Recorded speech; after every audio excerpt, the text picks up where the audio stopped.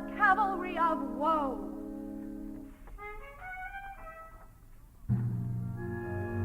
She almost always grasped whatever I sought, but with some fracture of grammar and diction on the way.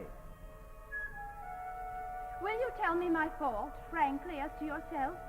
For I had rather wince than die. Men do not call the surgeon to commend the bone, but to set it, sir, and fracture within is more critical. It would seem that at first I tried a little, a very little, to lead her in the direction of rules and tradition.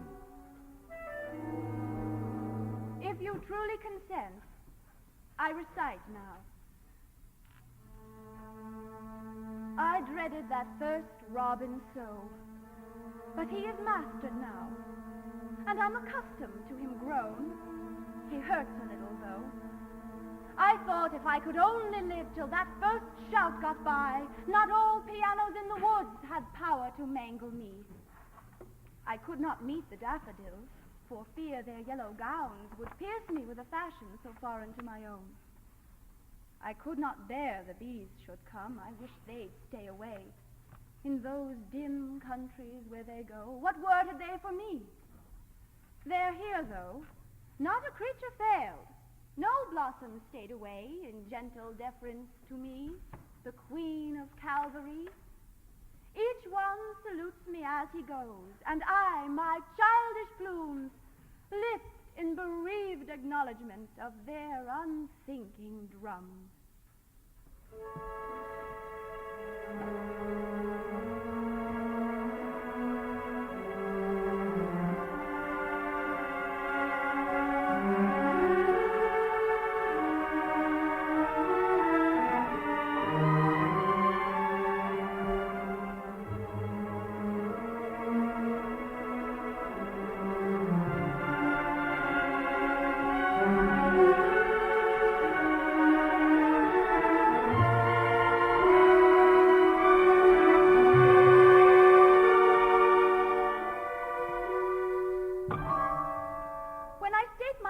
As the representative of the verse, it does not mean me, but a supposed person.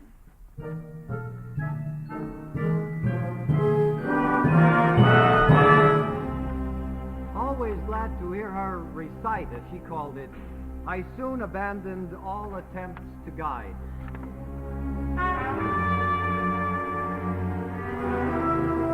I'm white. I finished that other state. I'm woman now, it's safer so.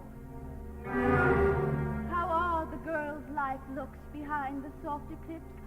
I think that earth seems so to those in heaven now.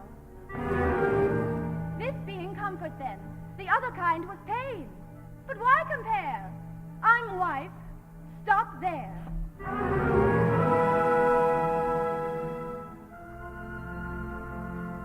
Even at this day, I still stand somewhat bewildered. I live with him, I see his face.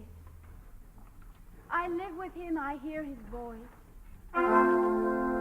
Conviction every day that life like this is endless, be judgment what it may.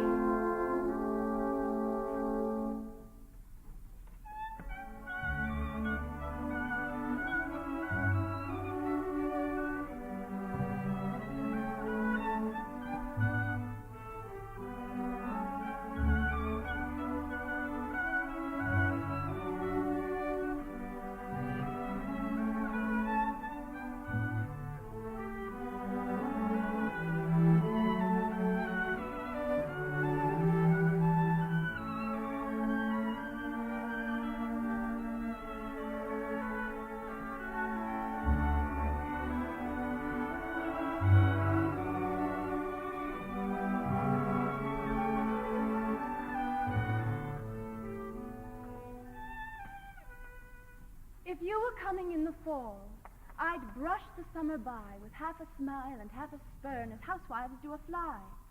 If I could see you in a year, I'd wind the months in balls and put them each in separate drawers until their time befalls. If only centuries delayed, I'd count them on my hand, subtracting till my fingers dropped into Van Diemen's land. If certain, when this life was out, that yours and mine should be, I'd toss it yonder like a rind and taste eternity. But now, all ignorant of the length of time's uncertain wing, it goads me like the goblin bee that will not state its sting.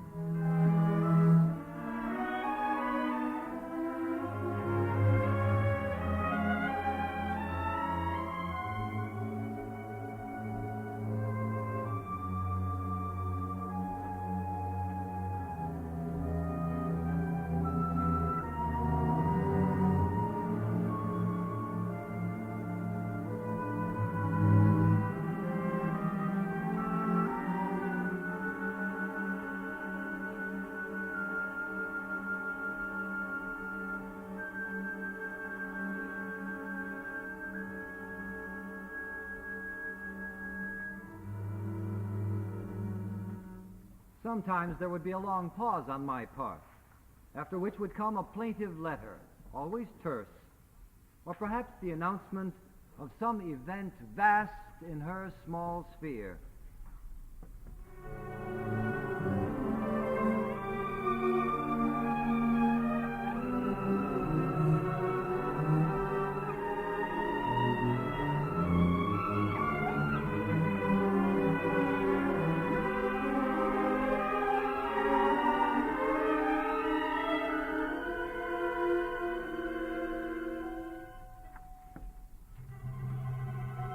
There came a day at summer's full, entirely for me. I thought that such were for the saints, where revelations be.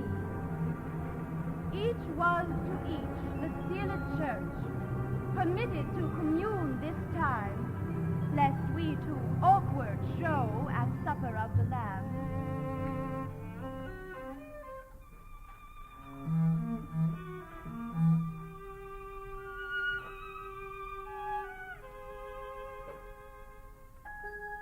The hours slid fast as hours will, clutched tight by greedy hands. So faces on two decks look back, bound to opposing lands.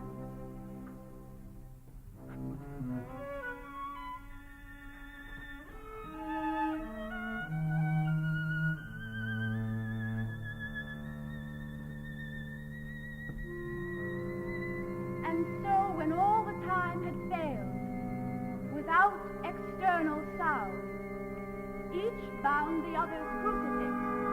We gave no other bond. Sufficient troth that we shall rise, depose at length the grave, to that new marriage justified through Calvaries of love.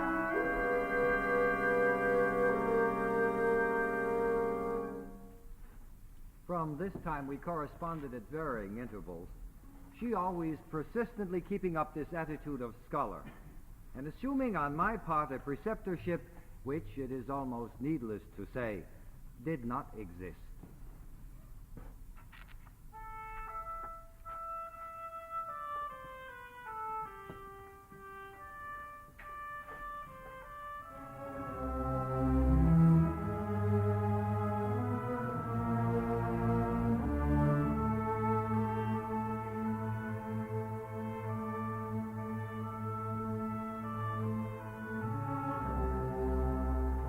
My life closed twice before its close. It yet remains to see if immortality unveil a third event to me. So huge, so hopeless to conceive as these that twice befell. Parting is all we know of heaven, and all we need of hell.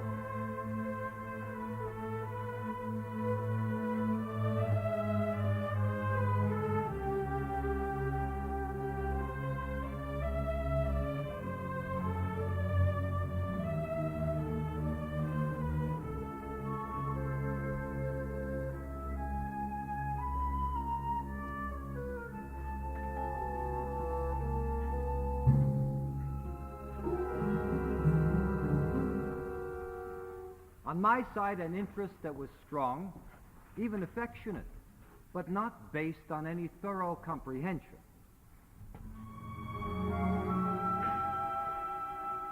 On her side, a hope, always rather baffled, that I should afford some aid in solving her abstruse problem of life.